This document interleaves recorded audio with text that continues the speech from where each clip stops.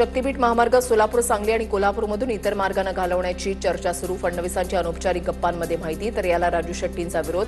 बाराही जिल्ह्यातून महामार्गाला विरोध, मग हा अट्टहास कशासाठी? राजू शेट्टींचा सवाल. सोलापुरातील 4 नवे 5 माजी आमदार भाजपच्या वाटेवर. अजित पवारांच्या राष्ट्रवादीच्या यशवंत मानेंचा दावा. पक्षाच्या वरिष्ठांकडून आमच्याशी संपर्क नसल्याची माहिती.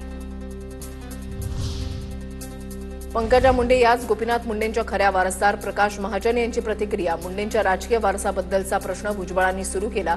तुम्हाला कुणी अधिकार दिला? आताच भाऊ बहीण एकत्र आले, कशाला मिठाचा खडा टाकता? महाजनांचा सवाल. तर हा अधिकार करुणा मुंडेंना नाही, असंही केलं स्पष्ट.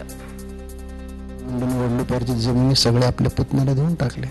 गोपीनाथराववर जे प्रेम करतात त्यांनी पंकजाला गोपीनाथरावचा राजकीय आणि सामाजिक वारसा मानलेला आहे. 1 नाही 2 नाही 10 वेळा असं घडलेलं आहे. पतीची अब्रू वेशीवर टांगू नका, एवढं करा. गोपीनाथ मुंडेंच्या खऱ्या वारसावरील विधानानंतर प्रकाश महाजनांचा करुणा मुंडेंना टोला. गोपीनाथ मुंडेंच्या वारसाबाबतच्या विषयाची छगन भुजबळांकडून सुरुवात. गोपीनाथ मुंडेंचा वारसदार ठरवायला भुजबळ तलाठ्याच्या भूमिकेत आहेत का? प्रकाश महाजनांचा टोला. मुंडेंच्या वारसाच्या मुद्द्यावरून मनोज जरांगेंचा पुन्हा एकदा भुजबळांवर निशाणा. ज्यांच्याकडे रक्तानं हात माखलेले लोक आहेत ते ज्ञान देतात, जरांगेंची टीका. त्याबद्दल याच्याकडे सगळे रक्ताने हात भरलेले लोक आहेत.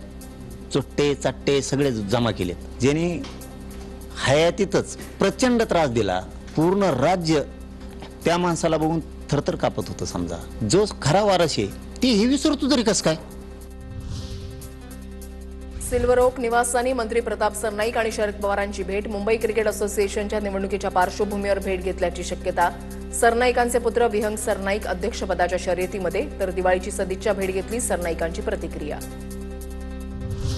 भंडाऱ्याच्या वेला परिसरामधील 150हून अधिक तरुणांचा शिंदेच्या शिवसेनेमध्ये प्रवेश. आमदार नरेंद्र भोंडेकरांच्या उपस्थितीमध्ये शिवसेनेमध्ये पक्षप्रवेश.